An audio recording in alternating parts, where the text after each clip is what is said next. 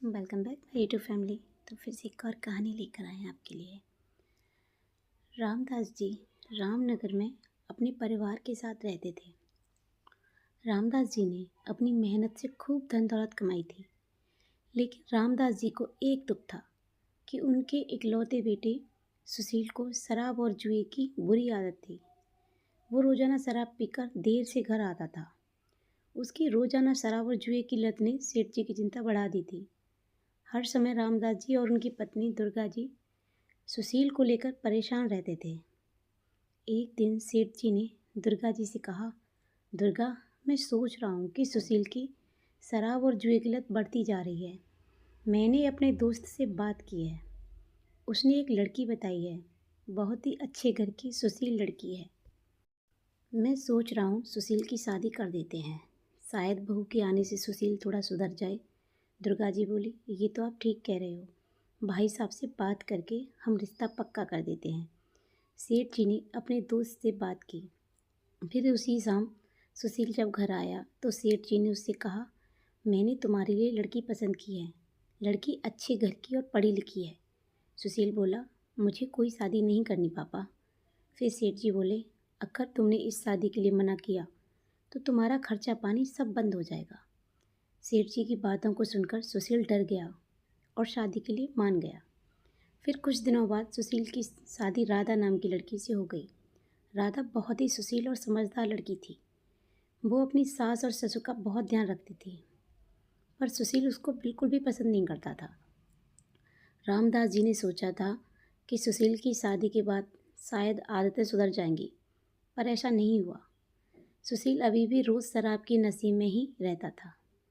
एक दिन सेठ जी ने दुर्गा जी से कहा, मेरी तबीयत कुछ ठीक नहीं लग रही है। मैंने वकील साहब को बुलाया है। मैं चाहता हूँ कि मरने से पहले अपनी सारी जायदाद बहू के नाम कर जाऊँ। मैं नहीं चाहता कि सुशील की बुरी आदतें इस घर को बर्बाद कर दें। फिर सारी जायदाद राधा के नाम करके सेठ जी का स्वर्गवास हो गया। उनके मरने के बाद राधा अपनी सास का बहुत ख्याल रखती थी।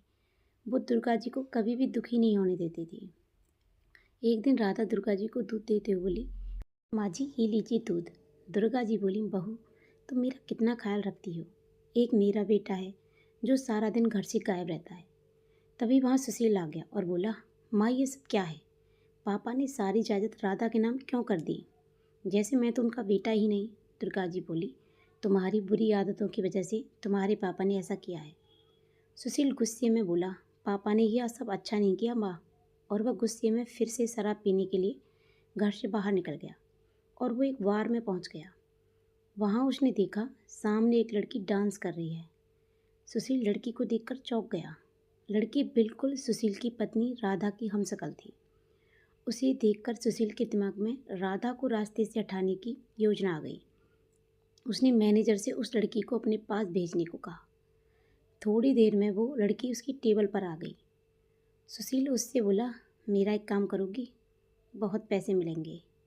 वो लड़की बोली, साहब पैसों के लिए तो रूपा कुछ भी करेगी, बस आप काम बताओ। सुशील बोला, एक काम करो, मुझे बाहर मेरी गाड़ी के पास मिलो।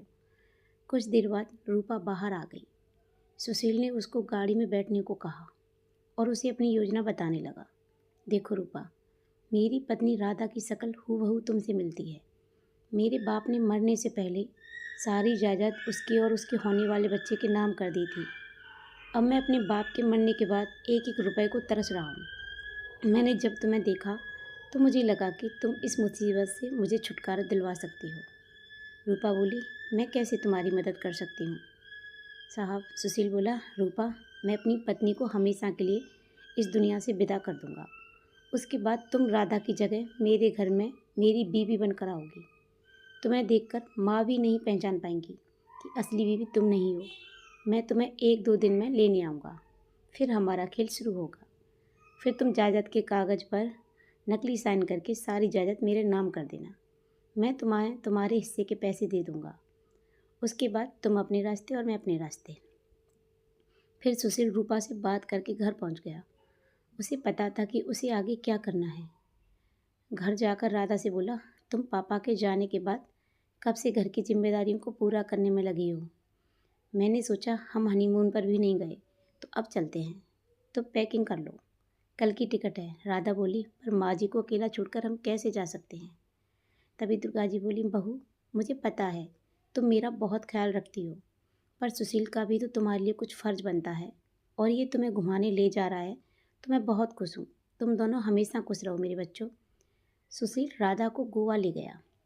वहाँ उसने एक जहाज़ किराए पर लिया और मौका देखकर राधा से बोला, देखो नीचे कितनी सुंदर मछली है। राधा बोली, कहाँ है, मुझे तो दिखाई नहीं दे रही। जैसे ही राधा नीचे देखने लगी तभी सुशील ने उसे धक्का दे दिया और राधा पानी में डूबने लगी और चिल्लाने लगी, सुशील बचाओ मुझे, मैं डूब जाऊंगी। राधा चिल्लाती रही पर वो उसकी आवाज़ को अनसुना करके चला गया और गोवा से सीधा वापस रामनगर रूपा के घर गया और बोला, रूपा अब तुम्हारे नाटक का समय आ गया है, मेरे साथ चलो। सुशील रूपा को राधा बनाकर अपने घर ले आया। वहाँ पर राधा बिना दुर्गा जी के पैर छुए सुशील के साथ कमरे में चली गई। दुर्गा को बहुत अजीब लगा, पर दोनों को एक साथ खुश देखकर वो कुछ नहीं बोली। फिर एक दिन दुर्गा जी बोली, ये आजकल बहू को क्या हो गया है, जब से गोवा से आई है कुछ बदली बदली सी लग रही है। न पूजा करती है, न चाय नाश्ता बनाती है, हमेशा अपने कमरे में ही रहती है। एक बार पूछ कर आती हूँ, शायद तबीयत ठीक ना हो। फिर दुर्गा जी उसके कमरे में गई और बोली, राधा बेटा आजकल बड़ी देर तक सोती हो, तबीयत तो ठीक है तुम्हारी। तभी रूपा बोली, ये बुढ़िया मेरी नींद खराब मत कर, मैं बिल्कुल ठीक हूँ और जल्दी उठूँ या देर तक सोऊं, तेरे बाप का क्या जाता है। यहाँ से जा और मुझे सोने दे। दुर्गा जी कमरे से रोती हुई बाहर आ गई। उन्हें यकीन नहीं हो रहा था कि राधा इतनी कैसे बदल गई। इधर सुशील रूपा को कई बार जायदाद के कागजात पर नकली साइन करने की बात कह रहा था, पर वो बार बार टाल देती थी। एक दिन सुशील बोला, रूपा मैं कितने दिनों से तुम्हें बोल रहा हूँ कागजात पर साइन कर दो, पर तुम इतने दिनों से टाल रही हो। अगर तुमने मुझे ज़्यादा समझदारी दिखाई या कोई हेरा फेरी की तो याद रखना, मैं तुम्हें इस घर में राधा बनाकर ला सकता हूँ तो निकाल भी सकता हूँ। रूपा बोली, पतिदेव वो अभी मैं नकली साइन की प्रैक्टिस कर रही हूँ, जैसे ही सीख जाऊँगी कर दूँगी। सुशील गुस्से में वहाँ से चला गया। तभी रूपा के बॉयफ्रेंड लोकेश का फ़ोन आ गया और वो रूपा से बोला, मेरी जान कहाँ हो, आजकल बाहर में दिखाई भी नहीं देती हो। रूपा बोली, एक मुर्गा फंसाया है जिसे हलाल करना बाकी है। बस फिर रूपा लोकेश को सारी बात बताती है और शराब पीने के लिए घर बुला लेती है। कुछ ही देर में लोकेश अपने कुछ दोस्तों के साथ सुशील के घर आ गया। रूपा लोकेश और उसके दोस्तों के साथ शराब पीने लगती है। इतनी देर में दुर्गा जी वहाँ आ गई और रूपा से बोली, राधा बेटा ये सब क्या चल रहा है और ये लोग कौन हैं, तुम इन गुंडे लोगों के साथ बैठकर शराब पी रही हो, तुम्हें शर्म नहीं आती। इस घर की बहू होकर तुम ये हरकत कर रही हो, आने दो सुशील को जरा। तभी रूपा बोली, बुढ़िया तू क्या बताएगी अपने बेटे को, वो तो खुद ही गलत है। और मेरे दोस्तों को तूने गुंडा बोला, तुझे तो मैं अभी बताती हूँ। और उसने एक थप्पड़ दुर्गा जी के गाल पर मार दिया। तभी वहाँ सुशील आ गया और बोला, रूपा तुमने मेरी माँ पर हाथ उठाया, मैं तुम्हें जिंदा नहीं छोड़ूंगा, निकल जा मेरे घर से। रूपा बोली, तुम्हें शायद कोई गलत फहमी हो रही है मिस्टर सुशील, ये घर तो कब का मेरे नाम हो चुका है, यानी कि राधा के नाम। निकलोगे तो अब तुम दोनों माँ और बेटे। लोकेश बोला, इन्हें जिंदा मत छोड़ो रूपा, इन दोनों माँ बेटों को जान से मारना ही ठीक रहेगा, जिंदा रहकर ये हमारे लिए खतरा बन सकते हैं। मैं इन लोगों को साथ ले जाकर दोनों माँ बेटों को खाई से नीचे फेंक देता हूँ, इनकी लाश को पुलिस भी नहीं ढूंढ पाएगी। रूपा बोली, हाँ ये ठीक रहेगा, इन दोनों का मारना ही सही है।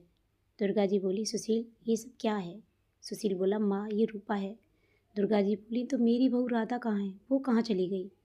रूपा बोली, तुम्हारी बहू को तो तुम्हारा बेटा कब का जान से मार चुका है, गोवा में उसने उसे समुद्र में फेंक दिया था। दुर्गा जी बोली, सुशील तुझे बेटा कहने में मुझे शर्म आती है, मैंने तुझे अपनी कोख से जन्म दिया है, तू मेरा बेटा कहलाने लायक नहीं है। और वो रोने लगी। तभी लोकेश और उसके साथी दुर्गा जी और सुशील को पकड़ कर ले जाने लगे। तभी वहाँ पुलिस आ गई और इंस्पेक्टर बोला, गिरफ्तार कर लो इन लोगों को। पुलिस को देखकर सब लोग चौंक गए। तभी सामने से राधा आ गई। इंस्पेक्टर राधा से बोला, आपको डरने की कोई ज़रूरत नहीं है, हमने इस नकली बीवी को पकड़ लिया है। दुर्गा जी राधा को देखकर बोली, राधा मेरी बहू तुम जिंदा हो, भगवान का लाख लाख शुक्र है। राधा बोली, माँ जी, कुछ मछुआरों ने मेरी जान बचाई और मैं जैसे तैसे यहाँ पहुँची। पर मैंने जब रूपा को मेरी जगह यहाँ देखा तो मैं सीधा पुलिस के पास पहुँच गई और इन्हें सारी बात बताई। इंस्पेक्टर बोला, सुशील जी, आपको भी हमारे साथ पुलिस स्टेशन चलना होगा। फिर राधा बोली, नहीं इंस्पेक्टर साहब, जहाज़ पर मेरा पैर खुद फिसल गया था। इसमें सुशील की कोई गलती नहीं है। आपने मेरी इतनी मदद की है, उसके लिए शुक्रिया। आप इन लोगों को लेके जा सकते हैं। पुलिस रूपा और लोकेश को गिरफ्तार कर ले गई। दुर्गा जी सुशील से बोली, देखा सुशील, आज अगर राधा तुम्हारी मदद ना करती तो सब कुछ बर्बाद हो जाता, हमारी जान भी चली जाती, और तुमने इसे जान से मारना चाहा। सुशील बोला, राधा, मुझे माफ़ कर दो। मैं अपनी बुरी आदतों के नशे में सही और गलत का फ़र्क भूल गया था। राधा बोली, नहीं नहीं, आप मुझसे माफ़ी मत मांगिए, जो होना था सो हो गया। आप दुखी मत हुई, मैं आपसे बिल्कुल भी नाराज़ नहीं हूँ। राधा की अच्छाइयों ने राधा को जिंदा रखा और उसने अपने परिवार को भी बचा लिया। उस दिन से सुशील भी सुधर गया और काम पर जाने लगा।